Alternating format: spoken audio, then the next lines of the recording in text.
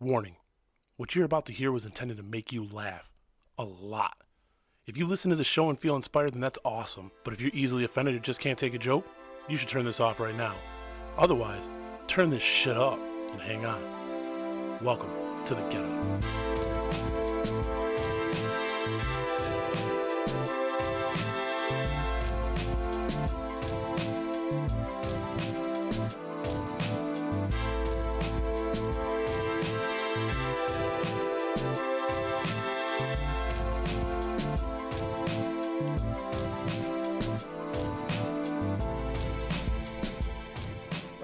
All right. Welcome to the Get Up. I'm your host, JP.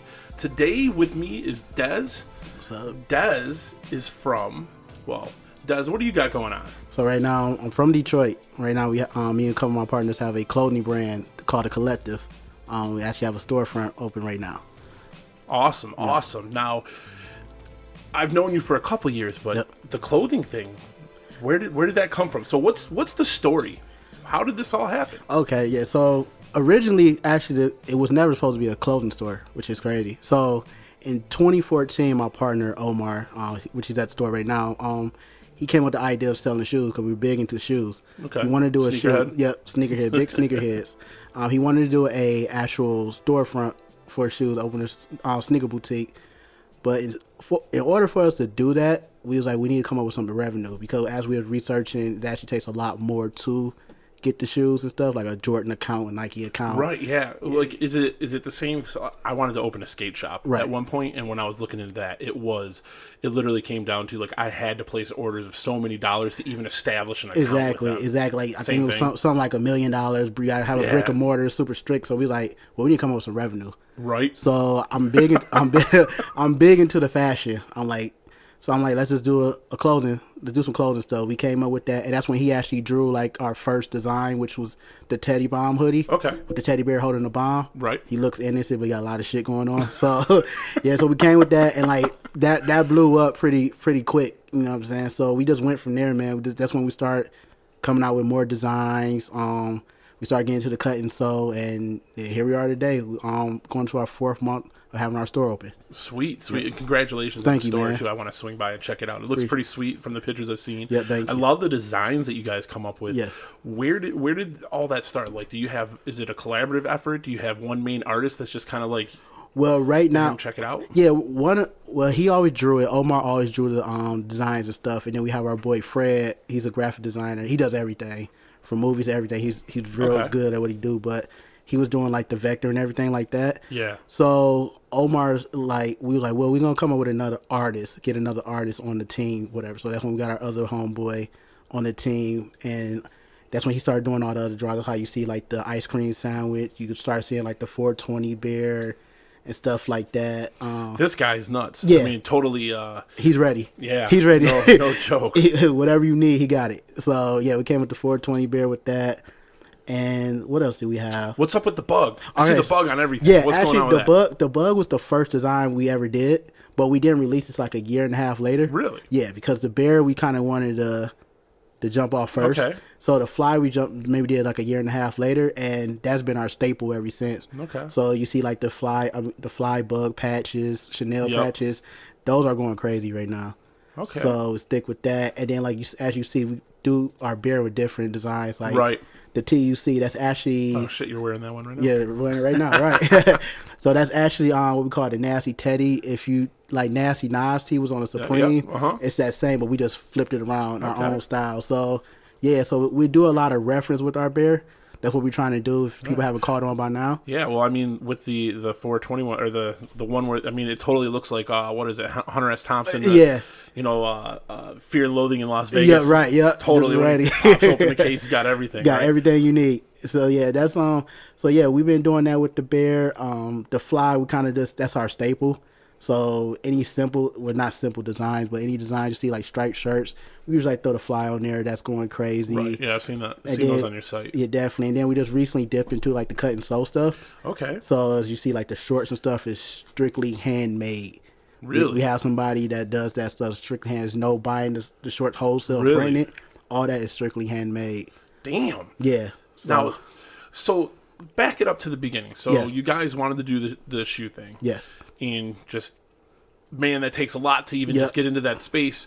So at the point that you started drawing and everything, when were you like, yo, let's turn this into a clothing line? And how'd you come up with settle on the Collectve? Yeah. So the Collectve, the name came from the sneaker collector.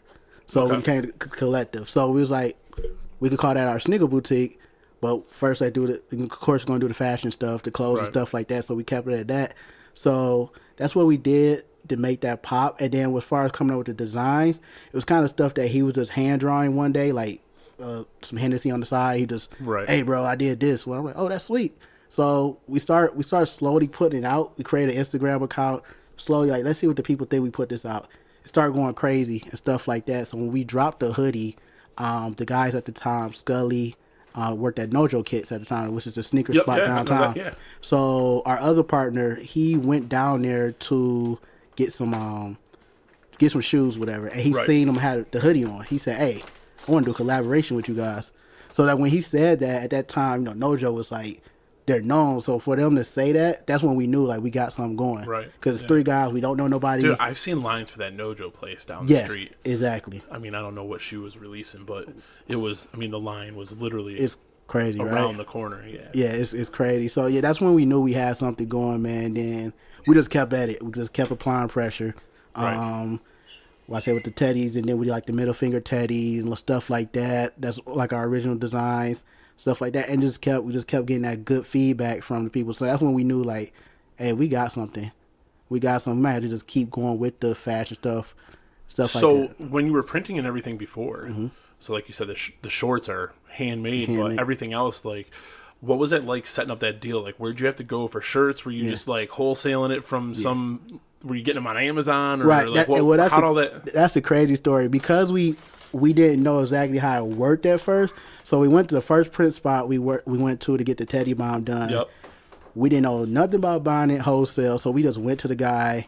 We're like, hey, we want 30 shirts. We want 30 hoodies. Right. He's like, okay, what's the style? We're like, all right, let's get that soft one. It's soft enough. All right, how you want to print it?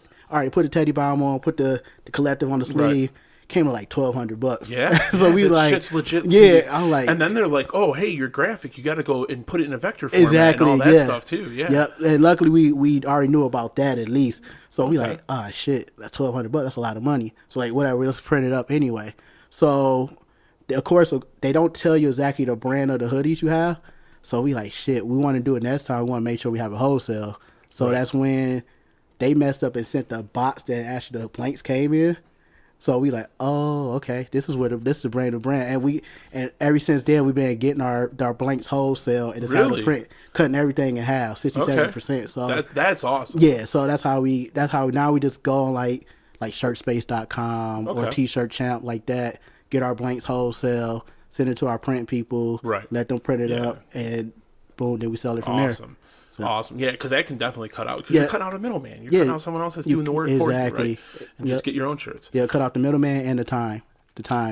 What was it like? What was it like printing off your first shirt and being like, this is... Yeah, it was mind blowing. I remember I was staying with 2 of my other friends. We all had a house, and the day after work, I just started quick. And the day after work, I was like, the guy's like, "All right, it's ready." I go up there. Don't know why I'm so nervous. Whatever, I'm more excited. Right. So I go up there, and he brings out the hoodie. He's like, "Here you go." I'm like, "Yo, we just created that. So now we're about to get ready to like sell this." So I'm so happy the whole time. Texting my partner, like, "Yo, pull up to my house right now."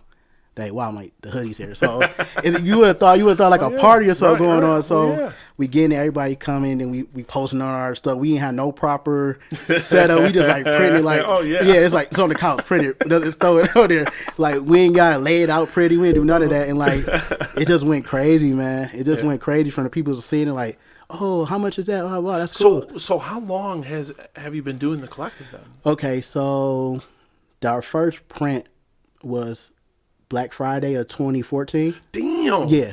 See, I would have never known Yeah. that this has been something that you've been We working were on. working for this on, long. yeah. And I was just so not really low key with it, but I just wanted to make sure everything was perfect. Yeah. And so within the past year or two, I've really been like pushing it out Pushing there. it.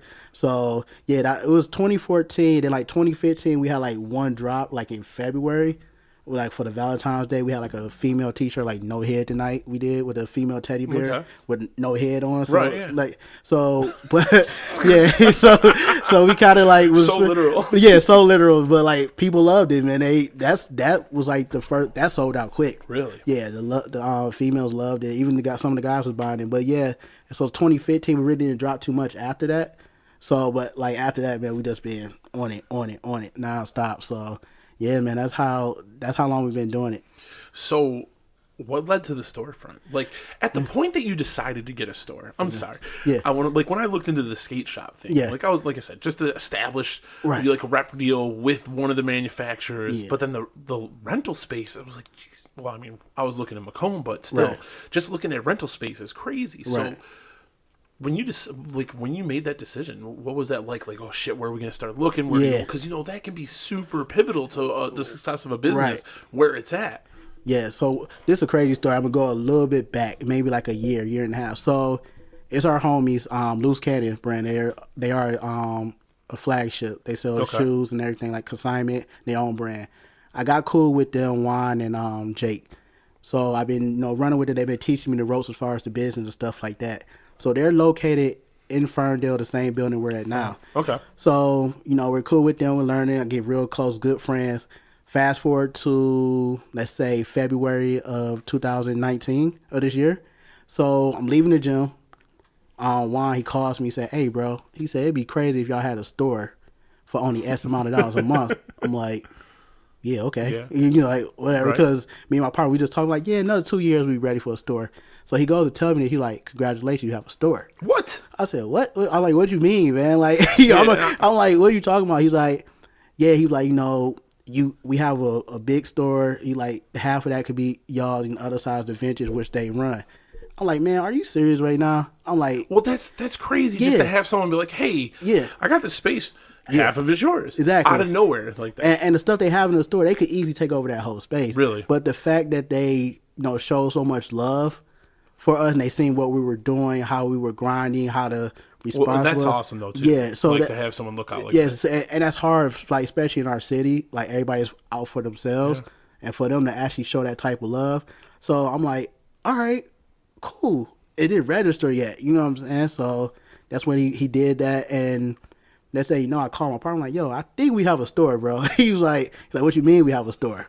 I'm like, Juan just pretty much said, have a store. So that's when we started getting stuff together. And that's when, all three of us were working a corporate job, whatever. So we was in there grinding, fixing up the store. After. Yeah, till 3 a.m. How long did it take to get that space set up? Let's see. We got the keys in the end of March.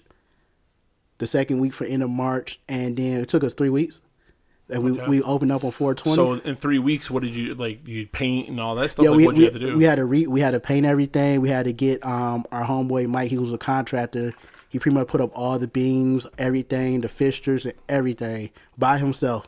Nobody else helped him. By himself, hooked up everything, security, everything you could name. You see in the store, he did that by himself within 2.5, 3 weeks, and like. What was crazy about it, get ready for opening day, is still a couple things that need to be put up. Right. So we're running like. Did it feel like last minute? Like, it was man, it was super last. We knew probably like 2 days before. We like, yo, it's gonna be happening. Sure enough, we were putting up shit like 2 hours before it was time to open. You know what I'm saying? Yeah. But we got it together, man. Like. So what was that opening like? How was it? It was crazy. It was not. It didn't slow down. Well, we closed at 8 that day. It didn't slow down to maybe 7:30. And when I say slow down, I mean like no more than like 3-4 people in the store at the time. Okay.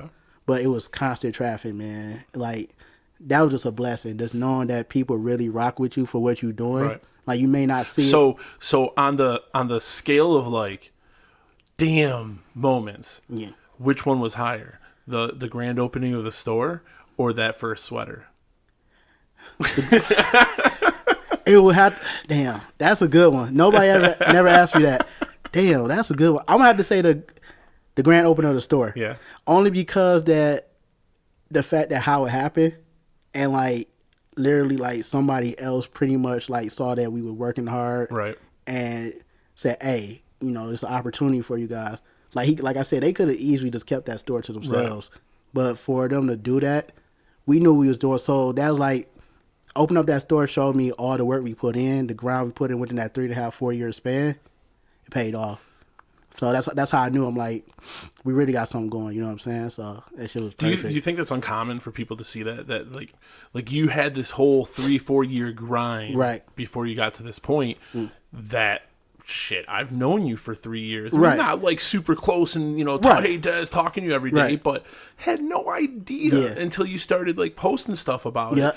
Like, do you feel like that part, like, it feels like that gets overlooked, right? Like that, how, was there any was there ever any part where you were just like, man, do I keep doing this? Or did it feel like it was doing pretty good right off the bat? Yeah, honestly, right off the bat, I never felt like, I should stop. I never felt like that. I think the challenge for me was that I'm really a low-key person.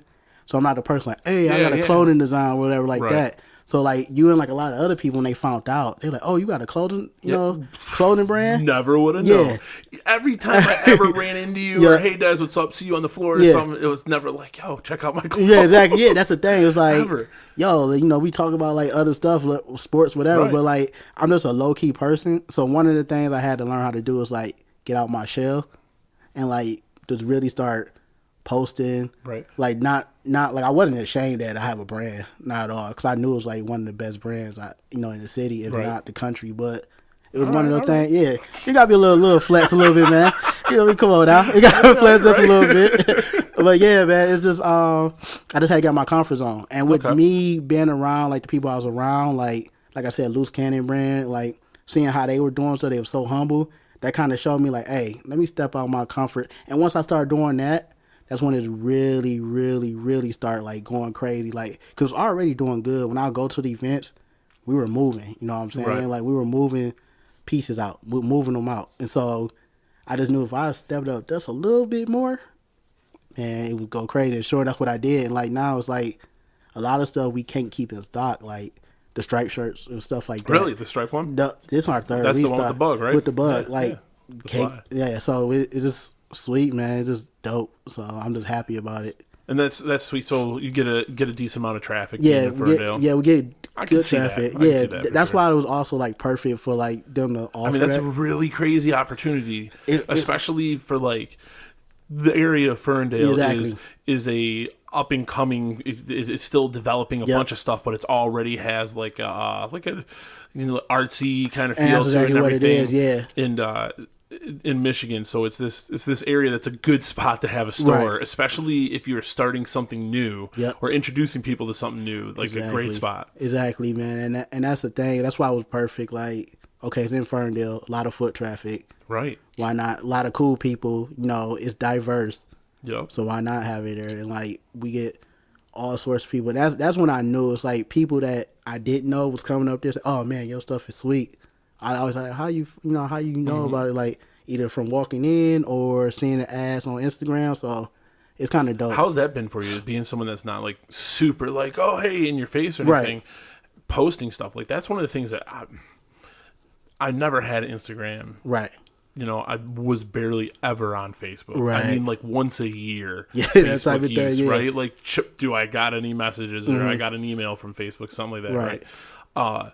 So like this part, that whole posting stuff and trying to promote, like it's newer to me. And I see other podcasts because on Instagram there's a huge back and forth following of different, supporting other people. Definitely. Like there's some people that are posting 5-6 times a day. Yeah. I'm lucky if I throw out like 2 a week. 2 a week, right? Like it just depends on what's going on. If I feel like it's like today I posted a couple.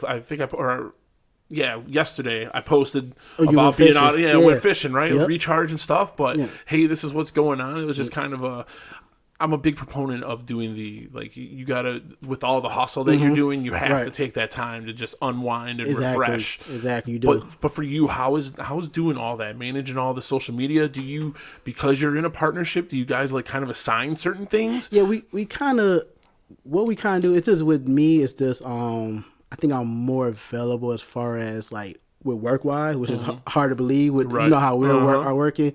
But like I said, they always busting their ass as well. So it's like the way we do it, we kind of like talk about, hey, I'm about to post this, or hey, we should do this or that. We all talk over as a 3 people. It's not just one person say, hey, I'm gonna do this, whatever like that. But when it comes to the post on Instagram, I kind of like let them know like, hey, I'm about to post this, whatever. I try to post at least 3 times a week. Just because of like with the fashion content, especially with men, we don't shop every day. Yeah. So it's one of those things like you got to kind of pick your poison. As in like if it was like a female brand, of course you could just 5-6 posts all day, and they're gonna women love to shop.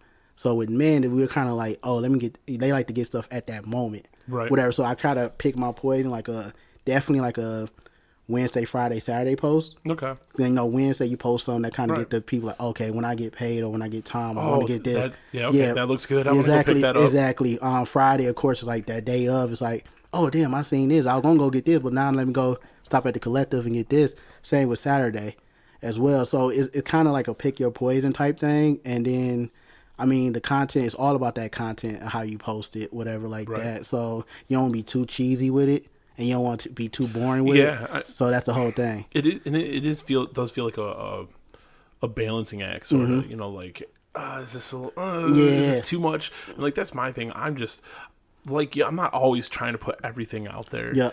So and then I definitely keep like a separation. Like the only things that I post to that Instagram have to do with either this show or like things that I'm doing. Like, hey, you know, pursue your passions, which is the core of what the show's about. Definitely. So like if I'm doing wood burning and messing around with that stuff and I just worked on a piece, like I'll post that because I'm doing what the show's about.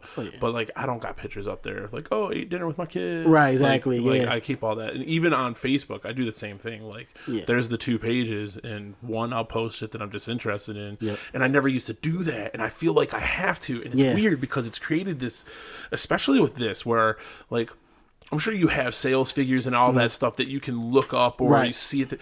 But like literally I can open my phone, but how many downloads today? Where am I at now? Like when I hit 500, I was like, all right, I'm beyond the point of it's just friends and family gave it one listener and they just click download once for me. Definitely. Like it's still going. So that's been cool to seeing some of the episodes. Like for the long time I did an episode that was just like really embarrassing stories, and that was like the top downloaded. And I think now do you know Joe Fennick? He's a trainer. He's in a band, Ogama County, and now I think they're, as of yesterday, the top downloaded episodes. So like crazy, it's funny to see them kind of going up and down and stuff.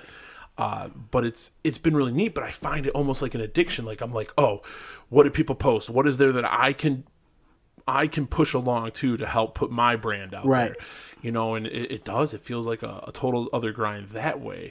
Like a mentally grinding thing. Exactly. And that's what, with us having business, that's what you have to understand. It's like, what can I post that's like relevant to my business, but not exactly saying like, hey, I have a podcast. You know what I'm saying? So like just post something fun. Like be on my personal page, I used to post like the goofiest shit ever.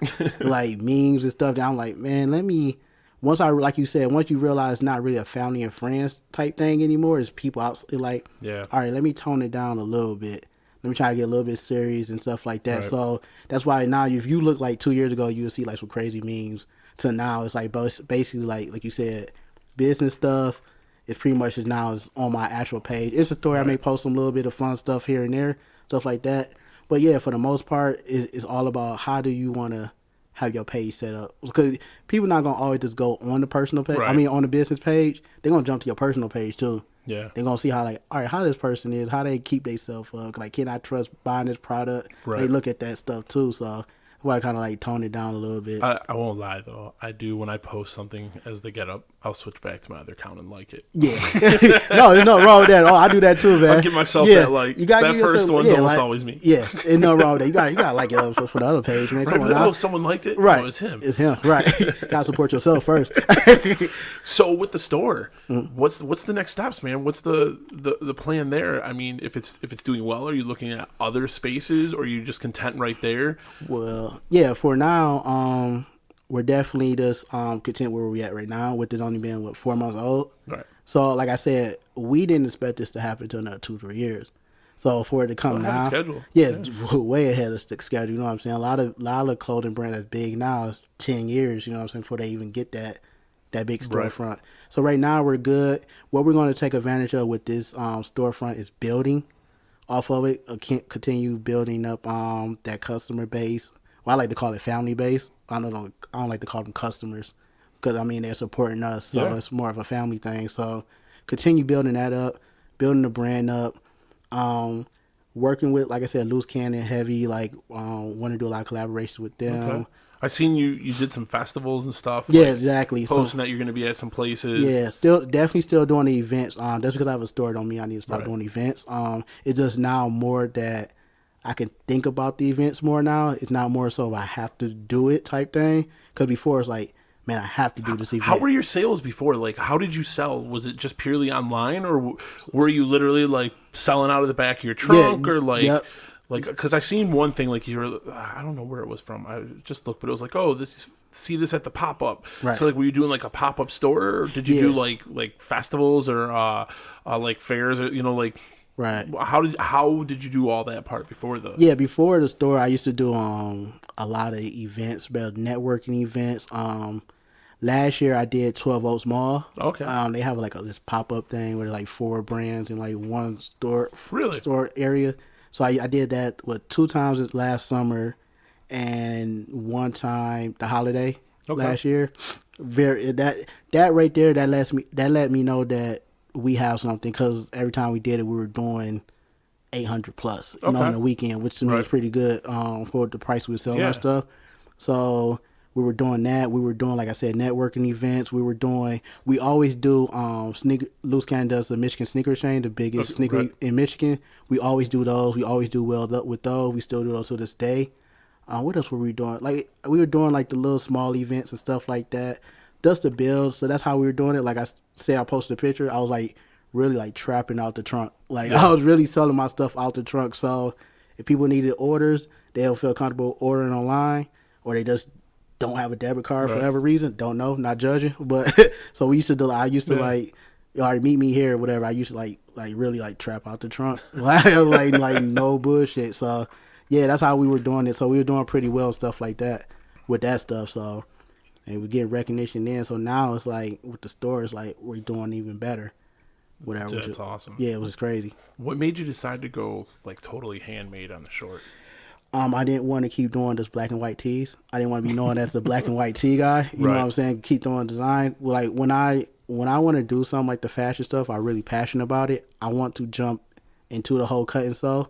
So those are cuts. Yeah, like the Sun Collector shorts, cut and sew. Like so that was all you guys too. Yep. Now, when you say handmade, is that like somewhere local? Someone's doing that, or no? This is actually a manufacturer. Okay. They have a manufacturer where we go and they do it for us. We tell them how we want it, the prints and everything, the fabric we want to use, all that. So it's, like I said, handmade from them. I'm pretty sure they use a machine, of course, but yeah. So that's how we do it. That's why we wanted to get in the cut and sew.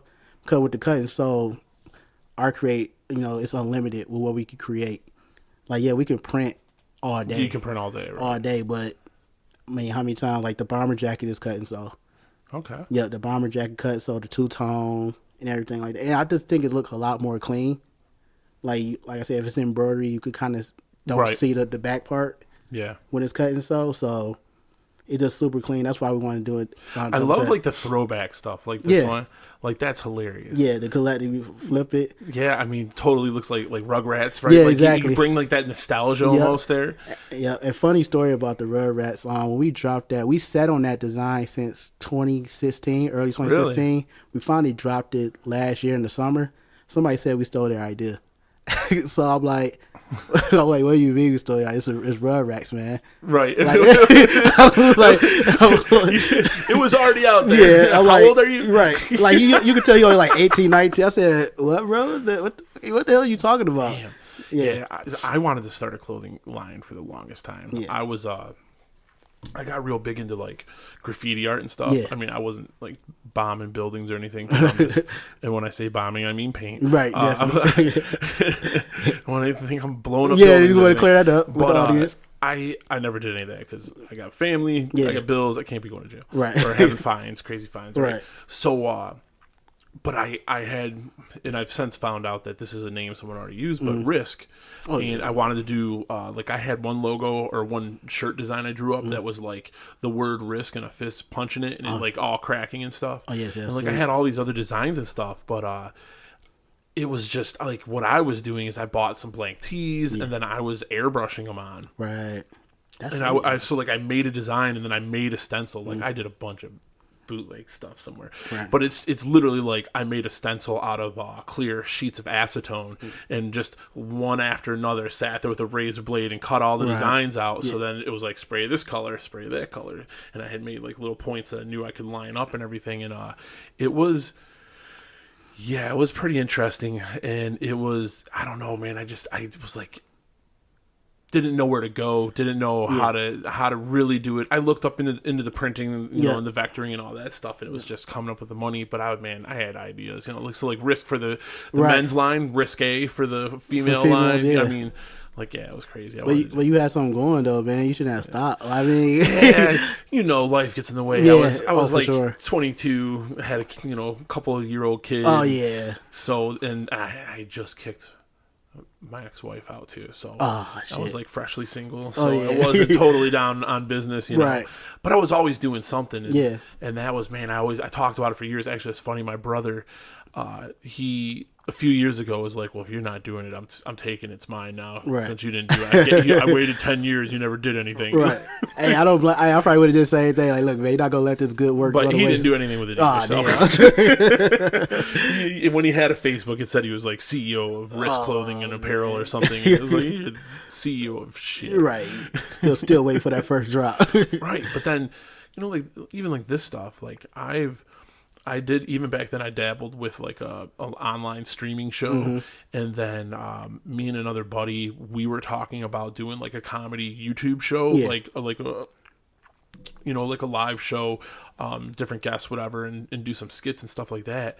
And it was just like every time it was just kind of like like I wanted to, but it just wasn't totally there.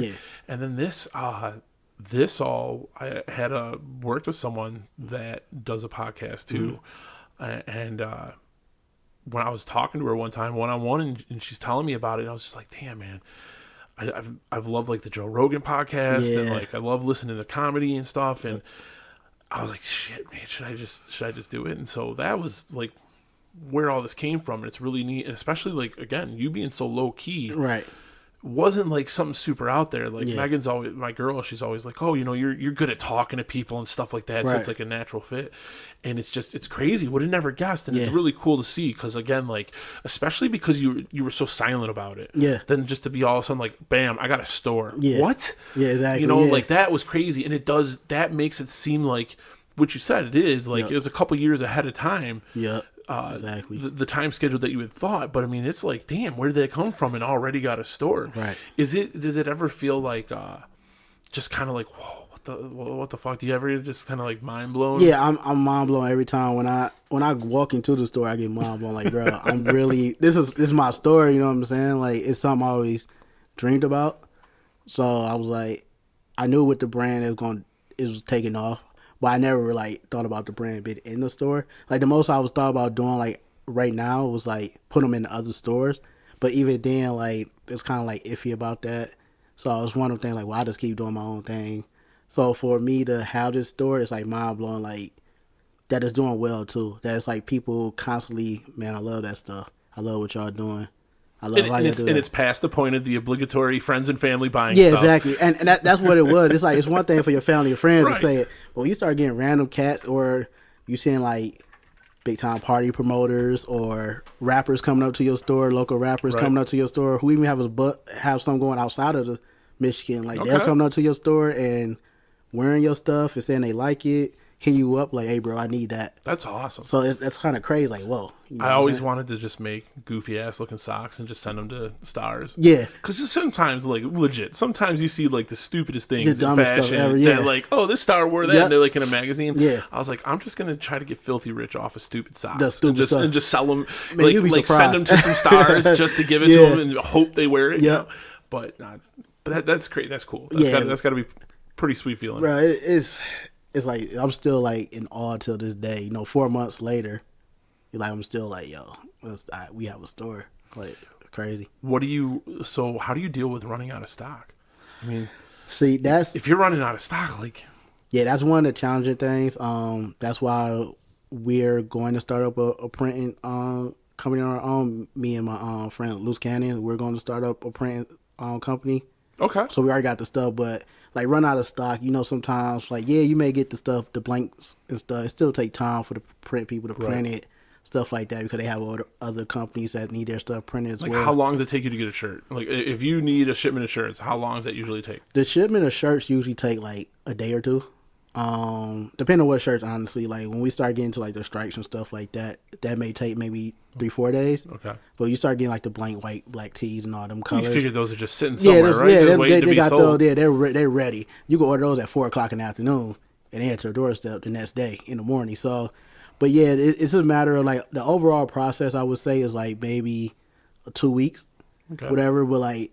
Well, and that's including like sending them off to sending the printer. them off, exactly. Okay. So, well, I think, and you know how it is with our work schedule and stuff like that. By the time we get off, everything is closed, so we got to do everything on the weekend, whatever like that. So, like a lot of stuff I've been kind of doing on my own, as far as like heat pressing some stuff and like I said, like the blanks, like striped shirts. I've been heat pressing those stuff on myself. That cuts easily a week, you know what I'm saying, doing that. So because you're not sending it off somewhere else after just getting it. Exactly. So we've been getting like a lot of machines that we're slowly getting to and stuff like that. So yeah, man, we're building. So like you said, the stock stuff, we run out of stock. It's either like, when we start seeing like we got under like 5 shirts or it's a size that's really hot, let's start ordering that, whatever. Because once we figure that out, how to do that stuff, it was honestly easy. Like you would never think we were like selling, because we always made sure we had the stuff in stock, whatever like that. But some stuff that like moves slow, we may not restock right away until we get more people that's hyped up about it. Yeah. So yeah, man. But like I said, those striped shirts, keep going, because they love them. Really? Yeah, they love them, man. I mean, that's one of my favorite things we did, because I always was big into striped shirts. Really? See, I'm not like I like vertical stripes. Exactly. And don't wear too many stripes. Well, I take that back. I wear like plaid constantly, but like just pure stripes. Just pure stripes. I don't know, because it messes with my eyes. Exactly. I feel you. that's why I think it is. Yeah. So yeah, man, we just trying to just do different stuff, like the designs and stuff as you see. Yeah, this is try to have fun with it, man. Like a lot of people like, oh man, you work at your 9 to 5 and you work here. I'm like, it's not a job though. It's not a job to me. How tough has that been, that grind? I mean, that's rough, right? Like, this is like a weekend thing, but like if you're working, especially if you're doing like 50, 55 hours, and then you're getting off of work and then having to have the energy to go do this and take care of this stuff. Honestly, man, if I didn't have my 2 other partners, it'd probably be hard to sell. I'm not gonna lie to you. I mean, I'll still get the job done. It'd be hard as hell, but of course, with them, we're like I said, all 3 of us work our 9 to 5. So we always can figure it in, whatever. Is it tiring? Hell yeah. Like I be tired, like we don't get no sleep, but like 6 hours maybe. But I don't trip about it, because I know at the end of the day, the reason why I don't get no sleep is because I'm doing something I love. Shit. Yeah. I get like 6 hours of sleep, and that's just usually because I'm up to 1, like watching a movie or playing video games or something. Yeah. So that's exactly what I'm doing. It's like I'm playing a game like I really need to go to bed, but this game is really hype right now. Yep. You know what I'm saying? So, yeah, for sure. But yeah, I wouldn't say it's completely tough. It's definitely a challenge that's worth me taking. So it's cool. Damn. Yeah. Damn. So what's next? Like, what's the next thing? You got any new designs coming out? Yeah. We got we're actually gonna do a Ric Flair. That's all I'm gonna say. Okay. A Ric Flair. Okay. We're gonna freak that. We got a bunch of fall stuff, cut and sew stuff. Okay. We're gonna dig into. There will be some track pants coming out, because some reason some of these city clothing brands, they do these track pants, they're not doing them right. So we're going to like. What do you mean they're not doing them right? They're buying the wholesale and it just look like shit. I'll be completely honest with you. Yeah. And so that's what we're gonna do next. Like I said, a bunch of fall stuff is dropping, so be on the lookout for that. And then this right here you're looking at. Well, you have a section collaboration. So tell me about those. So this is actually one of my good friends, my brother. We went to high school together. He's a rapper. I think he's the coldest rapper in the city.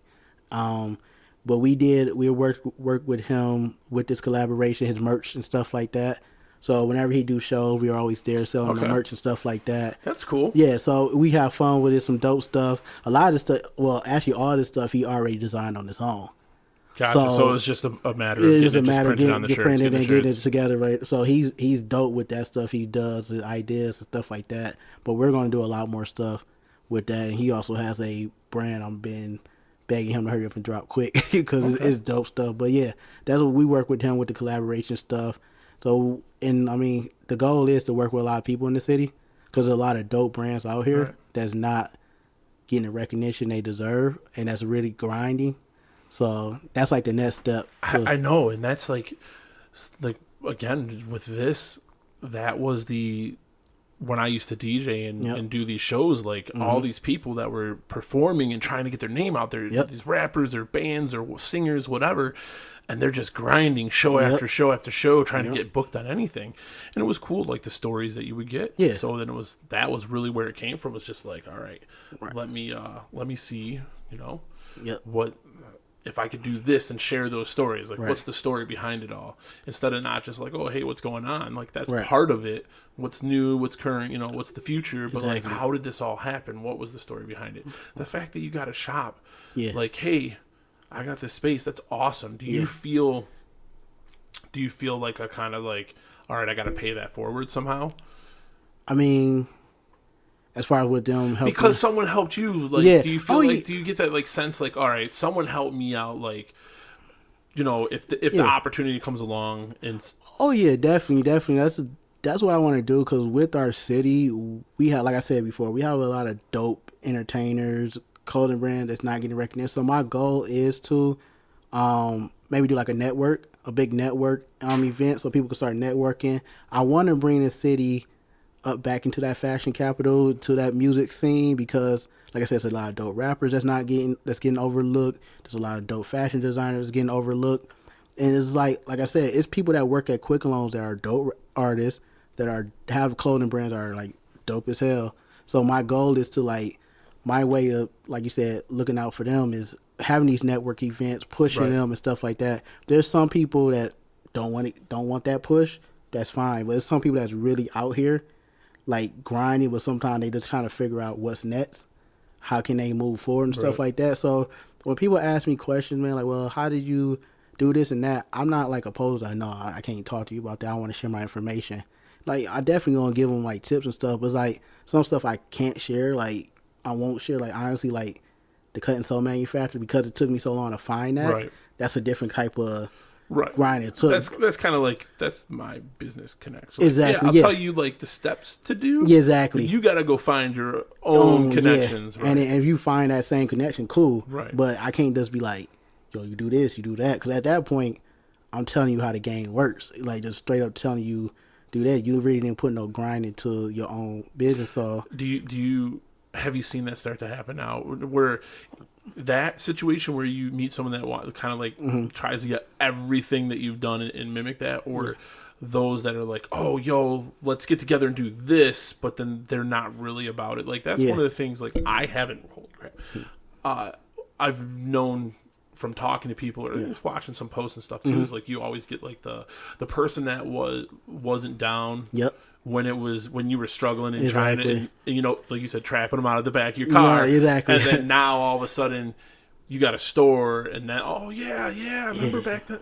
Like, do you find that happening? Or? Man, bro, you would not understand. Ever since I opened that store, how many people has hit me up, like, even random people, like, yo, how you get them joggers made? Where you get them joggers made from? It's like, bro, you don't even follow the business page. You just jump on the ad, or it's people pulling up to the store. Hey, I want to work on this. I want to do this with you. It's like, bro, you ain't never liked the picture. You ain't never bought a piece of clothing from us. You know what I'm saying? You never shared a post, but you just trying to get on because I have a store now. But I don't be tripping about that. I just tell them no. Like, I'm good. Moving. I'll keep moving, bro. I'm not going to trip on it. You know what I'm saying? Because I know what I did to get here. And you should be trying to do the same thing. But yeah, I get that a lot. You know what I'm saying? And you get those genuine people that just want to pick your brain. Right. They don't even ask you where you get this from, how you do that. It's just more so like, hey, what steps did you take to start a clothing brand? You know what I'm saying? Like, when people start off with that, it's like, yo, I help you all day with that to show you how the steps and stuff like that. Because we're still growing ourselves. But if I can still learning. Yeah. So if I can show that person that's really just getting off the ground and help them some way, you know, a 5-10 minute conversation, you know, I feel good about it at the end of the day. It's all about what they take with that, you know, information I gave them. Right. What do you think? What would be like if someone hey, I want to start a clothing company or I want to start a clothing brand. What's like the number one piece of advice that you would have? Like, what's the thing that you feel like out of all the stuff that you've learned doing this, like what's the one that's the one thing I tell them, don't make something local based off the city. So don't make something just for Detroit. Because you're limiting your audience? You're limiting your audience. Like, yeah, it's going to pop. It's going to go crazy if you take off. In your hometown. Yeah, right. But what happens a year or two after people buy up everything you got that's based off the city? What's next? What other ideas do you have? And you keep yourself limited because you're going to be known as that local guy with the dope brand. Right. But when you go outside like the Chicago or Cali or something like that, are they really going to buy a Detroit local, you know what I'm saying, something local? So I always tell them, like, think outside the box. Make sure it's something that's global, that can be sold everywhere, that could be, you know, advertised everywhere. So that's the first thing I tell them. If you got something like that. That's a good one because I think there is you know that if you do the local, you play the local audience, that there's a chance that that's going to do good. But outside of that, how are you, like you said, like how are you going to move that in the future if you're limiting yourself there? Yeah. That, I mean, because it's some brands that, like Detroit versus everybody, that's doing amazing. You know, they've been out, but they also, a lot of people outside of here, they copy what they did, rather than so and so versus everybody. You know, somebody, so they're always gonna be popping no matter what because of what they did for the country, you know, overall. So yeah, but I usually just tell them that, man, try to think outside the box. Don't think of something local at all. It's nothing wrong with making local pieces. But make it that limited run or exactly, something like that. Exactly. But make your first piece like a standout. You know what I'm saying? So that's what we're gonna do. What any plans to work with like local artists on anything? Like that was one of the things. So again, like when I was playing around with the idea of doing a clothing line, because it was graffiti inspired. My ultimate dream would have been like, all right, let's get some of like the local graffiti artists to do a design for a shirt. Right. They get a percentage of the sale or something like that, or even just whatever, a base fee. But then, bam, like you got these different local artists. So it would be, I'm selling them, but then also I'm helping someone else, another artist, get their you know, their stuff out there. Yeah. Any future stuff like that for you guys, or is it mostly just in house now? Besides the little bit of merch that you've done for your buddy. Well, we always want to collaborate with people, and especially like artists. I'm big into the art scene, so there's a homie named Mitten Originals. He does a lot of dope pieces. Me and him had spoke about doing something together, because he does have his own clothing line, but he does want to focus solely on art. Painting, all that stuff like that. So it's something to work with him in the future. Yeah, things like Mitten Originals made. This is made in, is it? It's not that. He's just a Instagram. I think like made in something like that. I'm not even sure. I can't think of his name of him, but he doesn't have a storefront or anything like that. Try to find his Instagram for you. Dang. Yeah, I mean that's cool. Like, do you find yourself now networking more with fashion and clothing people? Yeah. It get a lot of people that offer just the. And what about the shoes? The shoes? Yeah. For the shoe game, I mean, we still want to jump into the shoes. That's what I was wondering. Yeah, like, we still want to. That's still in the back of our mind. But everything was moving so fast. We still do want to eventually get a sneaker boutique along with the clothing in one store. So we want to try to get that contract and everything like that. Okay. So no, we still ain't forget about that. That's our love. We love shoes. So I mean, we could have a whole conversation about shoes. You know what I'm saying? Like, and not get bored at all. Yeah, his Instagram is Mitten. Well, his website is Mitten Made Original. Yep, him right there. Right here. All right. Yeah, see, he was painting some in our store. Yeah.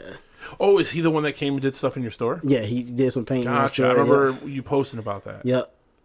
Yeah, he's dope, man. He's amazing. And that's a local rapper. He bought one of his paintings and stuff like that. But he's amazing, man. That's sweet. That's pretty cool too. Because Yeah. okay, again, had an idea for a business. Mm-hmm. The skate shop. If I ever did the skate shop, I wanted to have local artists come in and just paint all the walls. I Yeah. don't fucking care. That yep. You know, like just paint them all. Yeah. Damn. Yeah, he's amazing, man. He's a good kid too, bro. He's so humble, man. Every time I talk to him, he just humble. Like he knows he's dope at what he do, but he doesn't brag about it. That's what I really appreciate. That's a good thing. Yeah, there's a couple like art. Just humble, huh? Yeah, super humble. Yeah, that's like art social that Loose Cannon does all the time. Okay. At least 2-3 times out the year they try to. But yeah, the Chance the painter. Yeah, Chance right. But yeah, man, they're pretty dope stuff. And that paint is like one of my favorites. Because like if you actually see the paint in person, like the Wolverine with the Michigan hat on, that's actually like real material. And like the jacket, really? Is like actual material. It's not just paint. It's actual material. Like the shirt she has on. Okay. Yeah, so it's pretty. So dope. it's got texture to it too. It's texture, yep. Okay. Yeah. That's sweet. And I remember I talked to him at the time when I talked to him. He said he was only doing it when I first met him July of last year. So he's been painting over a little over a year. So yeah, it's pretty good, man. So he's more about the art than the clothing. Yeah, he's clothing dope because he told me that. I'm like, man, why would you stop doing it? Look like you see like that, right? Like, why would you stop doing that? That shit is amazing. He just want to draw. Like I can respect that. Yeah, yeah, I get that. Like it was funny. Like we were talking in the car earlier. It's like my daughter sews, like she sewed that little heart there, and like, she's made some other stuff, you know. And my girl crafts, and so we have a spot. We went to the craft mall earlier, so she's got a booth and everything. Okay. And I try to sell some of my wood burning stuff. Like I made that samurai. Oh yeah, I seen that. And then she makes all kinds of stuff, and we keep telling my daughter like because she fills them with like lavender so they smell good and stuff. Like just keep making those things. And it's just she's like, I just want to draw. Right. Like that's where her passion is is just in drawing and stuff. Like I got her we got her a tablet, or not a tablet, can't think right now. Just like a little computer. Okay. The Chromebooks. Oh, Chromebook. We got her a Chromebook and then put a drawing app on there for her, just like to foster that part. And like now she can draw and play with colors without it like being permanent and stuff. And yeah, I think it's important to foster that. But it's weird, like you might have this talent or this other thing that's crazy. that you're pretty good at or really good at, but you just love doing this other thing. Exactly. And it's hard for us to believe from our eyes, like, yo, why would you stop? Why would you stop doing that? You're so good at that, and you're good at what you're really passionate about. So you're just like best of both worlds at what you do. So yeah, but then you got to understand what they mean from their point. So yeah, but yeah, he's amazing, man. He does like commission pieces as well and stuff like that. But he's one of the number one people I want to work with. You know, like I said, the stuff he does is just crazy. So I'm actually going to speak with him, talk to him about doing some stuff soon. Damn. Yeah. So the shoes how far have you looked into that? Can you just buy like, I don't know, can you just buy generic shoes, like pre-made ones, and then you can just put whatever you want on them? Like, I know you can just go buy like a white pair of sneakers, but like, can you just get generic ones that made by whoever, Champion or something? And like the design, you can do that, but I think it may come into a whole legal situation, right? Especially when they see you doing well with it. Whatever makes it like, hey, bro, you're like selling our brand. Yeah, you're custom. But isn't it the same thing as like Hanes, like selling a bunch of blank Hanes t-shirts or Fruit of the Loom? The only thing was like with them is that they sell it on the sites, like them wholesale sites. Wholesale. So they sell. That's what I was wondering. Can you get wholesale shoes like that? Probably not like the shoes that you would want to get. Like you probably couldn't get like a bunch of Air Force Ones. Yeah. Well, yeah, no, I don't think Air Force Ones. Yeah, even though those are probably made pretty cheap too. Yeah, they definitely. Like, all shoes are made cheap, honestly. But we still suckers for paying all this money for it. But yeah, because I'm one of the suckers paying all this money. Like, bro, they only cost like $1 to make. I'm glad I never got into the sneaker game like that at all. Yeah, always been into it. I'll tell you what, this is probably the most pair of shoes I've ever owned in my life. Right. I mean, up until I met my girlfriend, I was like, I had one pair of shoes. One pair. Yeah, maybe two. See, that's how. Maybe there was a nice pair, and then there was my work pair. Work pair, exactly. But that's how it was for me, man. So I was into shoes back in high school, but couldn't afford them. So I had like my 2-3 pair. I gotta have my white Air Ones, no matter what. I had to have my Timberlands for no matter what. Man, in high school, it was My first name brand pair of shoes, I had a pair of Fila's. Then we went to Mr. Allen's. Oh yeah. And I got a pair of Fila's, and my mom was like, "You better make these shoes last for how much they cost." And then some kid in Spanish class snuck up while we were. He must have crawled across the floor. Yeah. Snuck up and turned the Fila, and then he wrote "fuck." Oh. Added a UCK onto my shoe. Oh, I was livid. And now he's like one of my best friends. Oh shit! I was still out to fight him though. Oh, my mom was like, "He's gonna pay for this." Yeah. Like, yeah, okay. Can't prove it was him. Right. But yeah, that's all. It just got into the shoe game, man. Then once I finally like start working this stuff, it was like, you know what I'm saying? Like, we don't have no bills at the time. There had no bills for real. You know what I'm saying? Oh yeah. But now it's like, all right, you gotta chill a little bit. You got this bill, that bill. You gotta relax. So you know what I'm saying? But nah, man. Like as far as like shoes wholesale, like yeah, you could probably get some. They probably like ready to like as soon as you put your feet in them, probably gonna fucking tear. You know what I'm saying? It gonna fall apart or something like that. But yeah, I mean the goal it would be sweet though, like to either like get an account with Jordan or something and sell the Jordan stuff, or maybe luck up and get a collab with Jordan or Nike, Adidas, or whoever. Create our own shoe, limited shoe. I wonder how I wonder how that goes. Just even creating a shoe, like yeah, man. Because I mean, like a shirt's a shirt, right? Yeah, shirt is a Like, shirt. Yeah, those are easy to get by, but like a shoe that's your own design, unless it's like a common loafer. Right. That's one thing I see. Like the same damn shoe. Yeah. It's the same shoe. It's like same silhouette, different colorway. You know what I'm saying? Like and it's just a different name tagged on it. Exactly. But like like rapper Travis Scott, like he got the same silhouette, but it's just something about his shoes that's just different. Yeah. What is it about shoes that just makes you love them? I don't know. I think just the design, the colorways, just the fact come across some people that like talk about it as like real cool, be able to collect them, knowing they still have value on them. Like that's crazy now. I would have never ever expected. I don't think when they created the sneaker, anyone ever expected that these would be something that people buy and never wear and just store in their closet, or that they're selling and trading them like StockX now and stuff. Like that's bizarre. It's crazy, man. Like I think, of course, like when Jordan got his first shoe, I think that's when it's really saw like, all right, it's some value here. Like people was loving like when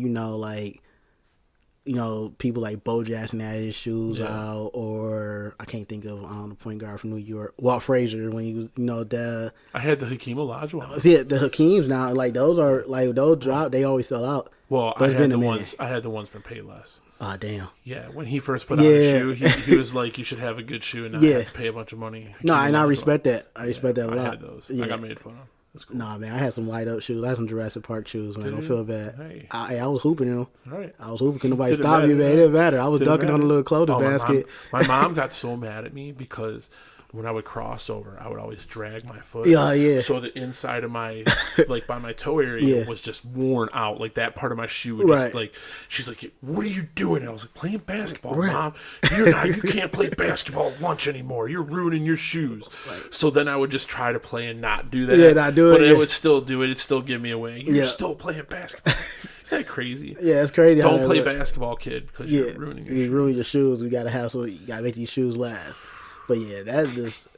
But back then, though, a lot of those shoes, man, was like damn near indestructible. When you really think they came up with all these crazy things to get you to buy them. This shoe you can pump and it fills up. This shoe's got lights. It got lights. Now they got wheels and the Hillies. That's what they call them, the Hillies. My son had a pair of those. Yeah, I wouldn't lie if there was a part of me that was like, damn, wish I had that. You know how much cool shit comes out nowadays, right? And I'm like, why the hell didn't we have that? Yeah, why we have that? I don't want to walk all the time. I mean, I want to put on a Hilly. Yeah, I mean, just all kinds of stuff. Yeah, these kids got this crazy stuff, man. Yeah, they got everything. That's why my nieces, man, like the technology stuff they have for these kids is like, yo, we had to go outside. It's nuts, yeah. Well, they come up with cool stuff. Like, it's funny when we go shopping. I'll go down the toy aisles. I'm like, oh, let me see what's new. Right. When I'll buy, she gets mad. She's like, you're just as much as a kid as that. Because I buy stuff all the time. Yeah. Just thinking like, all right, this would be cool to play with my kids. Right. It was funny. My son wanted to go play laser tag. Oh yeah. And I was like, all right, we can go play laser tag. And I was like looking it up, and it's like trying to find a place and how much it was. And then I was like, shit, let's just go buy our own. Right. And I got these sweet ass laser tag Yep. guns. And man, if we have not had so many, I mean, not as many now. They were just playing with them a couple weeks ago, but we took them camping. We were having, we had a laser tag battle on the beach at night. Oh, that There was a bunch of sounds trees dope. along the Yeah. beach and stuff. And then, just running around the house and neighborhood and all that stuff. Yeah, that stuff's fun. Yeah. Like that was when I was a kid. I remember laser tag. Laser tags, Where my for sure. son still got Nerf darts, but the guns and stuff they got now are nuts. Yeah, they're different. Like the action pump, you know what I'm saying? Like, come on, I man. told him I was gonna have to take them all away if he shoots someone in the head again. Oh, damn. I'm gonna take them all and never get them back. Yeah, let's not shoot people in the head. No, because it's always an accident. Yeah. Right. It's always his sister Oh, that damn. gets hit. Oh, it's always an accident with the sister. Uh-huh. Yeah, let's go with that. Yeah. The last time he was like, she put it to her head and pulled the trigger. Oh, So, man. Yeah, okay. Oh, what a lie. It's just crazy. Man. Yeah. It's crazy to see like the change and all that stuff. Yeah. The technology though, I stay up on. Like I got VR, which can be really bad or can be mind blowing. You ever play on any of the VR I stuff? never did the VR stuff. No. I always thought about it. I'm like, maybe I'll start tripping too Man, much. I got a racing game right now. You're in the cockpit. You Yeah. just turn around and look, and you're in the cockpit, and it's like, oh shit, I can see my feet. And I Right. look down and see my arms and stuff. And it's intense. Makes you feel like you're there. Like Yeah. I would never want to play racing another way again. Like, Yeah. it makes you feel like you're there. Like I always would switch. I never liked to see my car. I always like switch to the car inside the car. or no view, or I Yeah. just saw the road because it felt like I was going fast. First person view, yeah. And like this now, it's like, damn, I feel like I'm in here and I'm turning my head and I'm really turning my head. So when I'm doing turns, I gotta look to where I'm turning. Look and when stuff. you're turning, yeah. Yeah, it's crazy, man. That's crazy. And I'll tell you what, like that one's got pretty good graphics. There's some other games that the graphics aren't the best, Right. but it's all your motion.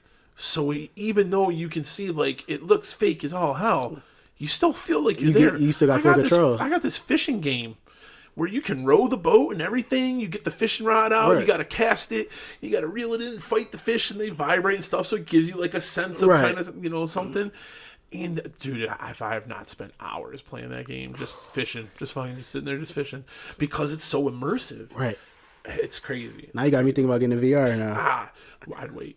The new PlayStation is supposed to be VR compatible, so it's supposed to be able to work with the Yes, well, I heard, VR, yeah. the old VR. But there's patents that Sony already filed for the new one. There's a new VR that they're working on. Okay. So I would just wait.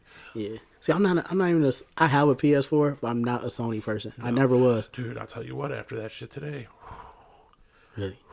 that TV, Sony, Oh, that shit was a year and a half old. yeah, man. Yeah, that's what I'm saying. That's and crazy. like it could have been any. There's like 3 blinks, Yeah. which is like just reset it. There's like 4 blinks, which is Right. like just dust it off. And there's 6 blinks. Oh, you're fucked. yeah.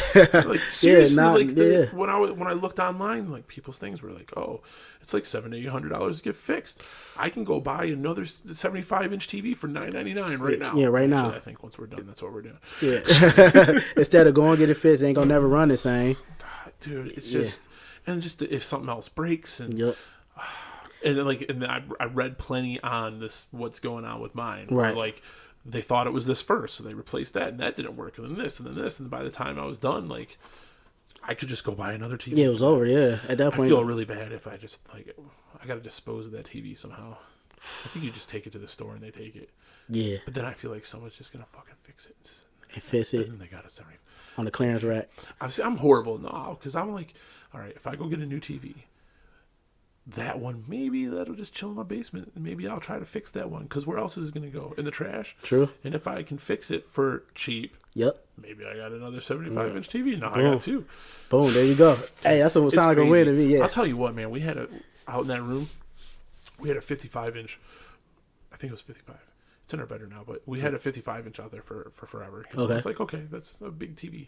When I brought that 75-inch TV box home, holy shit. Yeah. Me and my son carried that. We had to leave my girlfriend and my daughter at the store. Yeah. And we were out We were like, I don't know, half an hour, 45 minutes away. We had to leave them at the store Right. because there was no way we were all fitting in the car. In the car with the TV. And then I drove it all the way back home, and me and my son carried it in, and we set the box down. And I looked at the box, and I looked at the one on the wall, and I just started laughing. Yeah. Because it is insane. It's crazy, right? And then now the 55 is in our bedroom, and I'm like, how the fuck did we have a 32-inch in here? Yeah. This 55-inch just barely feels like Exactly. it's ridiculous. And that's the thing too. Is like I have 255. I just want a 55-inch at work, and then yeah, so that little spinning thing. But I got a 65-inch. So when I got the 65-inch, I'm like, cause I always tell like, yo, 55 is big. That's good. But 65 came, like you said, when you pull it out the box and you realize how heavy it is, you're like, what the hell? Yeah. And then you set it up, and then the TV stand we had was like perfect for the 55. Like, that TV stand put like the ends are sticking out. It's like, look, we gonna make this work. Like, you know what I'm saying? We're gonna have the corner, angle it, let the ends touch the walls in the corner. We're gonna make this boy work. But like you said, it's like, I told my girl, I was like, yo, we need another TV. She's like, well, you just won us 55-inch, and we got another 55. Did you win one? Yeah. I think you did. Yep, that spin the wheel thing. Oh, okay. No, I was thinking of the other thing, the appreciate thing. But so the spin, you got the spin. I won. Yeah, I was the first person called, and I won. I'm like, yo, either I want the Amazon or I want the 55. And sure enough, it's like, oh, you win either the 55-inch TV or a $500 spa at 55-inch. Yeah, and I don't want no spa. Yeah, I mean, I could just take a bath if I need to relax. I don't need to. I hear you there. Yeah, I don't need it. Come on, be real. Like, I wouldn't be the one using the spa. Yeah, like I won't be the one. I like for 5 minutes is probably cool, but after that I'm over it. But yeah, like I just hop in the shower or something. I need some nice relax. You know what I'm saying? But it's crazy. But then what the other crazy part is how quickly you adjust to that. Yeah. It doesn't feel big anymore. Yep.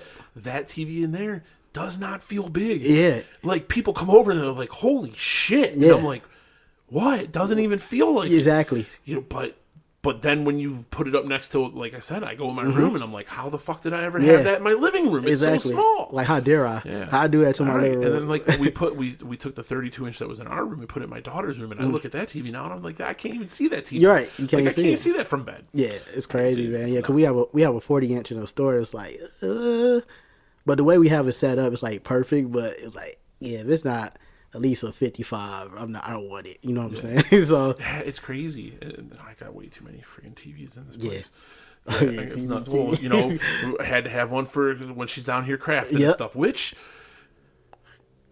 what the hell is that noise? I'll give it. I mean, it works. It works. Yeah, we've used it a lot. Being down here while we're doing something, she's crafting, and I'm wood burning or hanging upside down in my chair over there, playing pool, whatever, shop a movie. Right. Well, at least it's being used though. Yeah, that's I don't know, good man. thing. I watch like a sick amount of TV. Yeah. That's just my like decompression. Yeah. That or a video game or something. But I'm always watching like crime stuff, like documentaries and crap. Or I just went through like a whole 2 seasons of Ancient Aliens. Like I was watching Bigfoot stuff last night. Yeah. See, I watch all kinds of goofy shit. I'm trying to get time to watch more TV because I used to watch like. Trying to get caught up on all my shows. You're not gonna have no time. I know, man. I'm trying to make it. Like this morning, I woke up and watched Orange is the New Black. Watched an episode of that. Like, I gotta watch this episode. You know what I'm saying? Like I finished up Stranger Things. All right. Yeah, I never got on the Orange is the New Black, but Stranger Things I watched all 3 seasons. Orange is the New Black is cool. Kind of fell off the past couple seasons, but this is the last season, so I'm gonna watch it, of course. But yeah, man, I'm trying to catch up on a lot of stuff. Like love Ozark. It's on my list. Yeah, that's the other thing, man. I got so many services. Oh, goddamn. Yeah. And then Disney's coming out with theirs. But Disney is, because Disney owns Hulu and ESPN. Yep. So Disney's going to do a Disney, Hulu, ESPN package for $12.99, I think it was. Oh, really? Or $14.99. I think it's $12 or $14.99. Me. And that's pretty. That's good the deal because I'm already paying $10 for Hulu. I don't have ESPN Plus. I want to get it, but I don't want to pay. I had it and I got rid of it. I had it, but the only reason I got it was for UFC fights. Yeah, and then it became a bill that I just didn't need, so I got rid of it. See, I just wanted it for UFC and like the KD stuff and like the LeBron stuff. But other than that, I had no use for it. You know, I don't watch boxing that much. See, Amazon's smart. Where they get you is they're like, oh, it's $9.99 a month. that's $100 or like Yeah. pay it one time now, and you just so it's nice because then like it's not a monthly bill. It's $100 right now. That's not much, Yeah. and then that's like the whole year's paid off. The whole year paid off. Yep. Yeah, I like that model. Yeah, I love. I'm not gonna lie. I do the $9.99 because I was I got call myself being cheap when in reality is like, yo, you're gonna pay a little bit more, but it's Amazon though. It's like by the time you pay I got the 2 days, like, yo, you can't beat that. And then you get like the Amazon Prime videos. Especially like if you find that you're getting materials or I get a lot of stuff on Amazon. Like, yep. Yeah, I mean, especially if it's like business related, that 2 days can be, or the next day if they can pull that one off too. Sometimes that's like crucial. Sometimes it's super clutch. Like I was getting like the blank hoodies is like from Amazon. You know what I'm saying? Even though it don't have Prime, but I feel like because you have Prime, like the sellers make sure they give it to you fast. So even though it's not, you still find some of that stuff just getting fulfilled.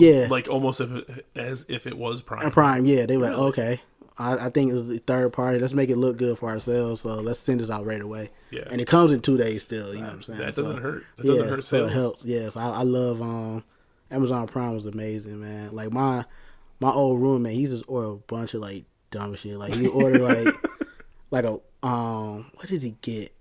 Like the little toilet scrub thing. Like you could have easily went to Target. He ordered that. So I'm getting home from work. I'm like, yo, what is? I'm like, yo, bro, you got a package? He's like, oh, cool. He like the toilet scrub came in. I'm like, bro, it was like right around the corner, bro. He's like, man, I ain't even feel like leaving, man. I was like, yeah, I've never done that. Yeah, he was doing a lot of dumb stuff. I'm like, bro, what I will do, and this is what sucks about the way the world is now. Well, not the worst thing about the way the world is, but it's still kind of a problem. Is nowadays when you look at reviews, you can't trust any of these reviews. Nah, you can't. And like that was what I would do is like, okay, how's this? What's the positive? What's the negative? Like, but then it's like, is this a fake one? Is this a fake positive? Is this a fake positive? Is this a fake negative to make it look like okay, it's not a perfect project? Like it's crazy. And that's how it works. Is like the fake negative. It could be like the competitors. Trying to make them look bad. It could just be a fake negative to make it look like, oh, this product is, like, let's make our reviews look a little more realistic. I'm going to throw a fake one in there just to make it look like, exactly. But it's not going to be that bad. Right. And what I try to do, too, is, like, I try to look at the reviews that have, like, the images of the actual why you don't like it or why you do like it. Yeah. That can help so I know for sure, like, okay, this is not a fake or anything like that. But, or you look at, like, the top, what they have a top comment, people that comment the most, so I try to look at that. But a lot of times, like, I already know what I want for the most part because I already did research on maybe, like, if it's technology, like CNET. Stuff like that. So look at CNET, look at them, stuff like that. How much research I do on all kinds of stuff. It's just crazy. It's stupid. Especially technology, I'm about to have to go do it all again. Yeah, you got to, man. Now you got to compare prices. Yeah. Well, she was like, don't buy another Sony. A year and a half. Yeah. It's like, God damn. Samsung. Right out, Samsung, man, I'm telling you. There's a Samsung and an LG. And I like our LG TV. I like the color that was on it. I don't think we've had a Samsung. That's all that's in my house is Samsung. Except for the LG that we just got. But but that wasn't like what you bought. Yeah, that was just free, so I take that. I guess that go in the house. Well, there's a big problem with LG.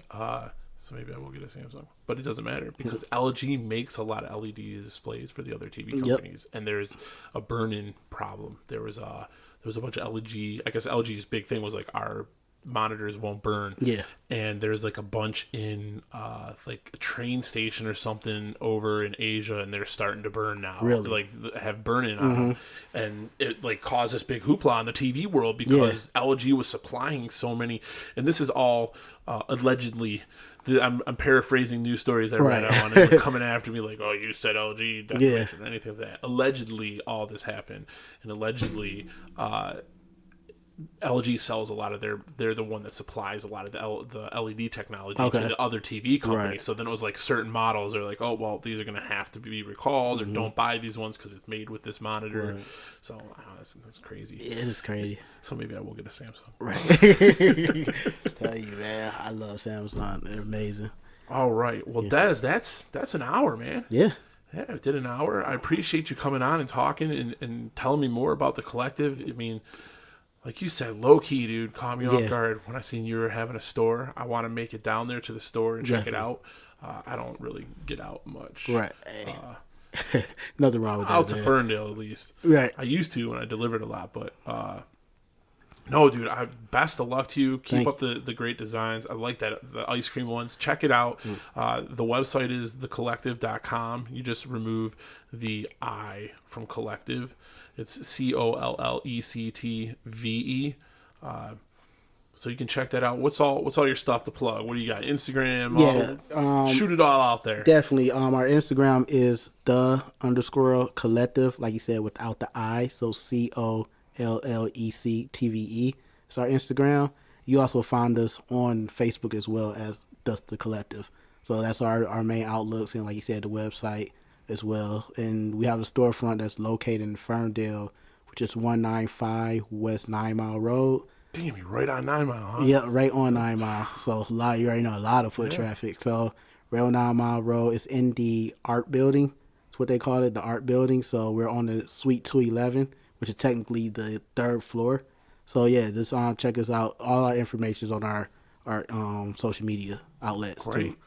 Well, damn, Des, I appreciate you coming out. Definitely. It was a pleasure to get to sit down and talk to you about this stuff. It's always interesting to see the journey that people go through, and especially, again, being so low-key, like, never knew this was going on, and that you've been hustling for so long, too. Like, that's crazy, and it's awesome to see you get the opportunities that you've had and have this, ahead of schedule store opening.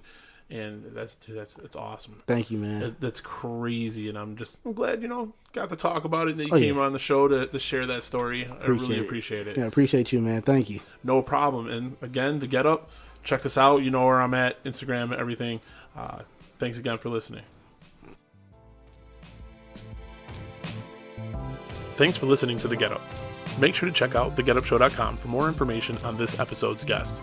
While you're there, check out other episodes, leave a comment, or if you'd like to be a guest on a future episode, shoot an email to contact@thegetupshow.com. Don't forget to follow, like, and share on Facebook at The Get Up Show Podcast. Follow on Instagram and Twitter at The Get Up Show, and subscribe to The Get Up YouTube channel. The Get Up is available on iTunes, Spotify, Stitcher Radio, Google Play Music, YouTube, and anywhere you listen to your favorite podcasts.